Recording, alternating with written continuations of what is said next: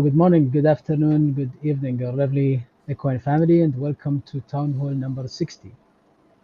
It is the 15th of December 2024, and we are 3 days away from our 3-year anniversary from when we first minted our Pioneer collection. As usual, we'll just give a few minutes until people join us live.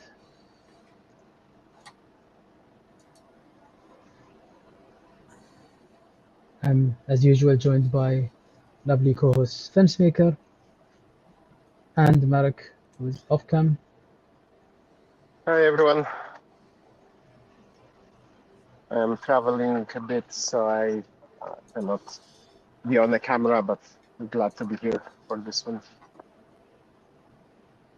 I'm glad you made it.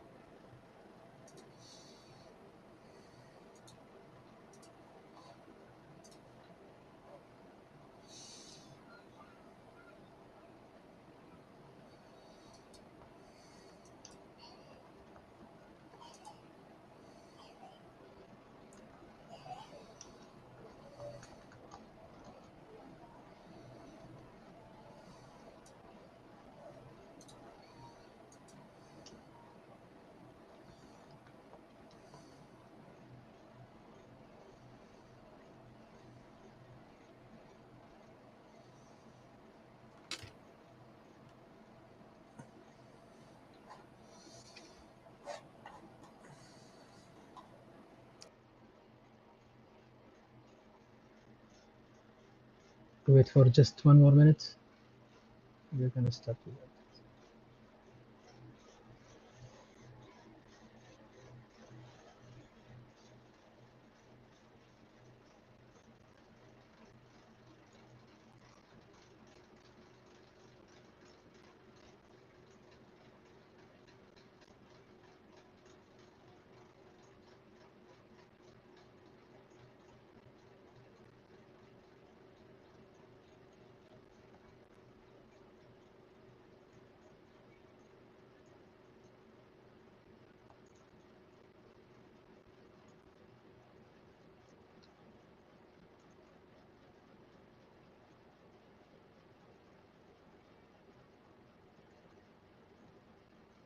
I wonder where everyone is.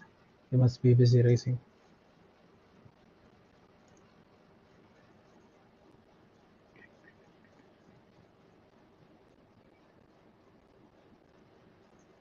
Wait a second.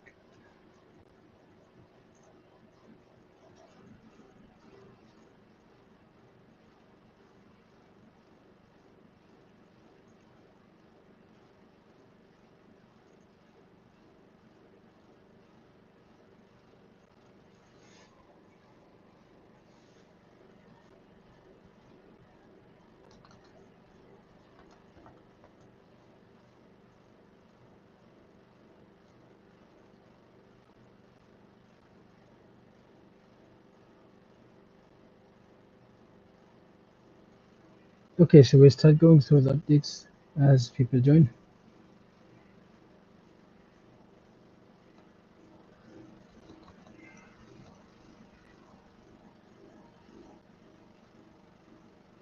So let's go over the subjects. First of all, just wanted to thank everyone who's been active with us in the beta testing so far.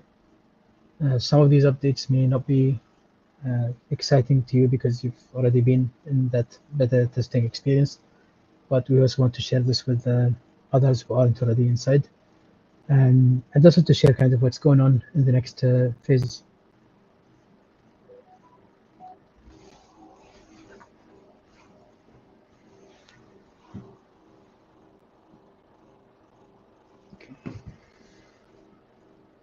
Can you guys hear me? We can. Okay. All right, so let's go into the content. So we're gonna share some development updates. We're gonna show a little bit of the private beta testing demo. We're gonna share some marketing updates and then address some of the questions in the usual AMA. So first of all, on the development side, there's quite a few, so we're gonna rush through. Some of them are more detailed, but we've improved the claiming function so that we reduce the time out some of the errors that are showing up for people who are claiming horses. Claiming actually is only needed now for races that get cancelled. Otherwise, you probably won't need to claim your horse if it runs correctly. We have a few fixes on the wallet connection. Some of the APIs have been updated. On the stable side of things, we've resolved some issues that are not making the horses either show correctly, as well as loading jockeys. We've also fixed some looping that was happening in the stable view that was flickering and not letting horses be possible to select. And then we've also improved some of the stable information loading. So we want it in a way where you can, and how it is actually in the current production version, is that you can click on any horse or stable and view that stable. So we're also implementing that on the testnet for easier also visiting of stables and viewing of other horses that somebody else owns, basically. We've also resolved some of the issues on the race schedule, and we'll be showing this a little bit in the demo. We've also improved loading tabs in general, the loading tabs for a lot of the screens, including the race screens mainly. We fixed some of the prize pool calculations to allow the actual, let's say, prize pools, etc. A lot of questions have been on training. This is a chance for me to kind of show how training looks like. So we're basically going to allow users to specify their preferred strategy for every horse. And this is one of the things that we're actually now finalizing, in that the interface is already there for this, but we're finishing basically the blockchain part of it, which includes a snapshot every month for the training settings. And we're just finishing that transaction and how that will be captured to feed into the monthly aging. And so that's training. And as you can see here, this is the age. So for every year, you can set basically which of the stats you'd like to focus on. It's not a guarantee, it's more of a focus, but you can choose if you want to only focus on one stat, which will mean more likelihood of it increasing versus others. And you can do your own profile as you need. The other main thing for breeding and aging, and that's the breeding flow. So that's minting foals, but even before that, the actual breeding transaction, etc. So we've already implemented those, let's say, smart contracts. I mean, built them, but they need to also be provided in the testing environment and for us to also test those flows, etc. So we're finalizing those components. That's actually the thing that we're active on right now from the architecture development side of things. And there's also age and testing the race eligibility, which we're now working on. So we're planning to very soon update the age, but that's not going to be age of updating the DNA basically to reflect the age, but it's going to be just a very crude manual age update. But we're also right now actually finalizing the aging system, which would allow us to increment the age of horses, which will happen every month. So we can show you a little bit the private beta testing demo. We already have a race schedule that's live. We found an issue with instanced races, where an instance race that was oversubscribed basically failed due to the way that it's implemented right now. It doesn't mean that's always going to fail. It was a case where it would fail, but it really depends on how many join. But we're also working on avoiding that happening. And we also actually plan to open up the testing environment to have more testers join. But that's going to be a gradual process. Let me just,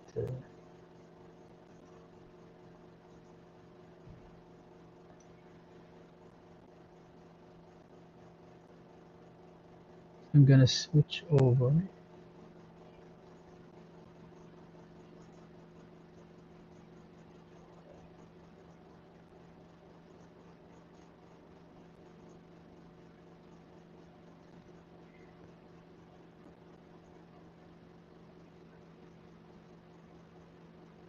So just to give you a view of the current beta test, and you can see here the list of races that we currently have, which is for different ages, but all the horses right now are 2 years old. So people are just joining the 2-year-old test race. You can see here there's 4 horses out of 16 that have joined here, and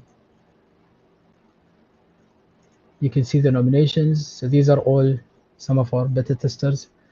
So there's Django, Lightning Colt, Longstockings, Mayonnaise, and what I mentioned earlier about visiting stables is we should be able to click on this and just go and look at the horse so you can see its history and stuff like that. Now you can see the horse stats. By clicking this, you can see the individual stats for each horse. And then if we go instead to the past races, we've had all of these races run. It's 3 pages worth of races already. Field of 8, 8, 4, 4, 4. You can see this was a very busy race, for example, with 14. And then by the 3rd page, you're going to find some of our invitational events that happened earlier on. And again, with each of these, you can see that these run successfully. You can see the date and the time of that race. You can see here that Predator won this, and so on. And you can also replay the race.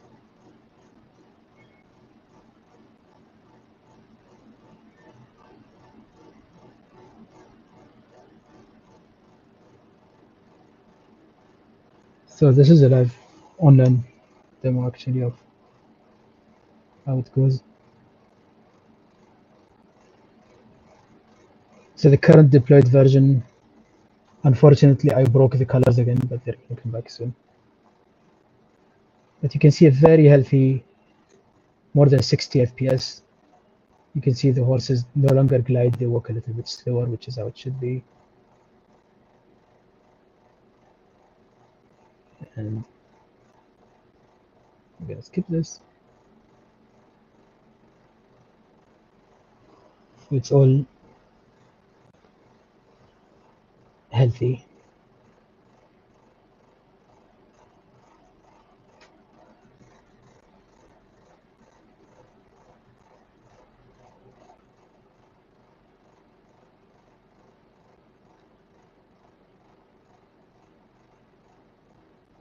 So this is all on the 5 furlong track.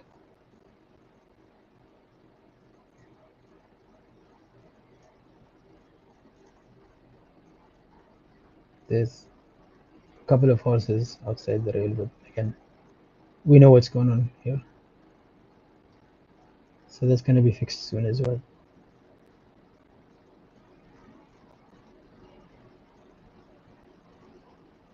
So these are fairly short races, but all the horses that joined here are from the beta testers, unsupervised, with the race schedule that we have posted right now.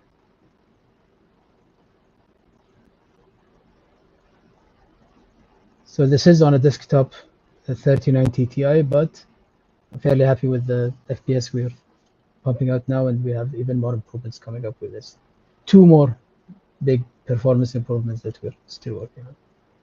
And then we can get back to the feature building. Anyhow, that was a demo of the testnet beta. And we go back to the slides.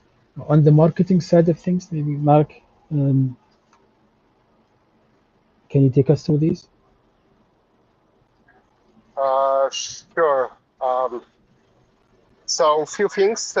First of all, we are discussing with different options of logging into the system using the Luffy wallet. So the idea would be to go beyond the typical Web3, finding an option for people to be able to log in without having necessarily immediately everything prepared and understanding the Web3. The other thing is that we are discussing for a while now, a bit on and off, and we'll see where we go with that. But we are discussing potentially at economics if we were to introduce a token as a way to to use it in a game, right? Obviously, we talked about it many times. We don't want a token for a sake of token. We want a token that is actually useful in the game. So that's why it will take a bit of time to set up. And then, as I had already mentioned, we are just about to hit 3 years from the mint. So we will have some giveaways.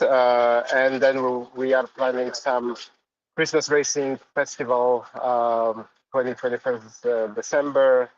So beta testers will be able to win some ADA, and spectators can also participate in predicting winners. We'll share more information about it. And then again, yet another Christmas giveaway. We still have some Santa and reindeer skins that we can give out. So we hope to have a bit of a fun around giveaways and racing in the next, well, basically next 2 weeks.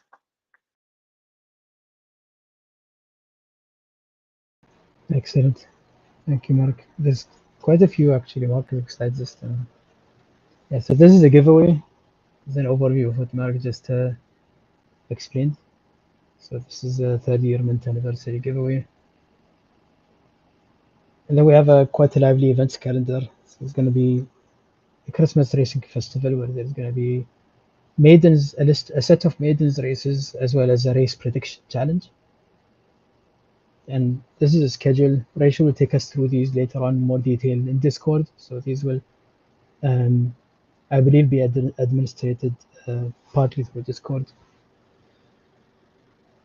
And I assume these are all going to be exclusive to the beta testers for now, but soon after we'll be also opening these up for more public users.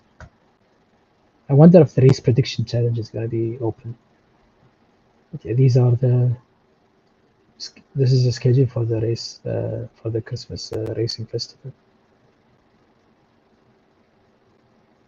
And this is the giveaway that Mark mentioned as well earlier, which is for the Santa and Reindeer Deluxe skins. All right, now we go to the AMA. And the first question is, if Equine go with a token/point system, will jockeys and or skins also generate points? That's based on the if we go with a token point system, then I would say the best answer I have is that the model that we have so far come up with for an equine token system, in that model, all equine, well, I shouldn't say use the word all because it's too comprehensive, but just to be safe, I would say at least the equine horses, pioneer horses, jockeys, and skins would be expected to be emitting points on a regular basis in this design at different rates, where the horses would have the larger share of points. But this is all if. Please don't take this as a statement to base any buying decisions on. Please treat them as game assets and only buy them if you actually want to use them in the game. Right? But in general, that is our view, and that they should also have a share in the token part. When are skins expected to be supported? I think, as you can see from our progress in the 3D viewer, we've already made a lot of progress. Obviously, it doesn't make sense that we prioritize the skin support before we have everything, let's say, already in good order for the standard races with the standard jockeys. As you can see, we already only have Cornelius right now with different colors of other jockeys, but it's not the right support. So the first step will actually be supporting the different jockeys to be loaded. And I don't mean the jockey effects, but I mean in the 3D viewer, as in the models. The skins are a whole large, let's say, set of 3D assets that will also need to be supported, but it's quite extensive, so it will need a little bit more time. I would say past the release, a few seasons at least past the releases, when we would be able to expect to start supporting skins.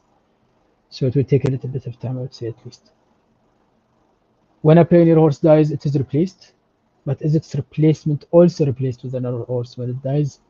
So our commitment to a reroll, what we shared was that it would be a perpetual, well, for as long as the platform is live under our operation, I would say, or one of our affiliates operation, then we will strive that these Pioneer horses are possible to reroll. So it's not a one-time, but rather possible to continue doing for as long as the platform is up. This question. What does the roadmap to production release look like? Or let's call it mainnet season 1. So we've had this exercise with our developers. We reached a good outcome. It's not a final outcome, so we still need to dot some of the I's, let's say, cross some of the T's. But basically, we've identified that the only critical features that actually need to be finished now for us to be able to go live on mainnet, as far as critical features go, it's the aging of horses, training, and to finalize breeding. So we've already implemented the breeding not smart contract, but the transactions, I'll call them. Whereas the actual integration of them into the front end or into the website is not completed. So until we have that, let's say, in good shape, because breeding, while it would not happen on mainnet season 1, breeding would start in mainnet season 2, which is 1 month after mainnet season 1. We cannot take a risk of pushing it back because we understand then horses will start aging, and as soon as they start aging, you're already losing some of the precious time of the horse's age. So we're mindful of that, and as such, we don't want to start the mainnet season 1 until we are sure that breeding, aging, and training are ready. There is a few other minor things that we still consider critical, such as determining the weather forecast and the actual weather. It's fairly simple. We already have the design for it in place. It's all about plugging it into the right place, basically. So these are the only remaining, let's say, critical implementations. While those are being finished, we will continue working on the other parts. Basically, the devs will not be working on those. That means the front end actually will be working on that, but that means the 3D viewer and some of the race engine balancing with FenceMaker will be possible to do while we work with this, even though FenceMaker will also be supporting on the minting and breeding side. So we'll continue doing the 3D viewer updates, for example, as we go. I hope that answers. I know that doesn't answer the question when, and I was hoping to answer that question when in this town hall. I would say we have much more visibility on what's remaining to be done. How long it's going to take is not as clear, just because we need to, let's say, estimate a few more tasks to be able to clarify that.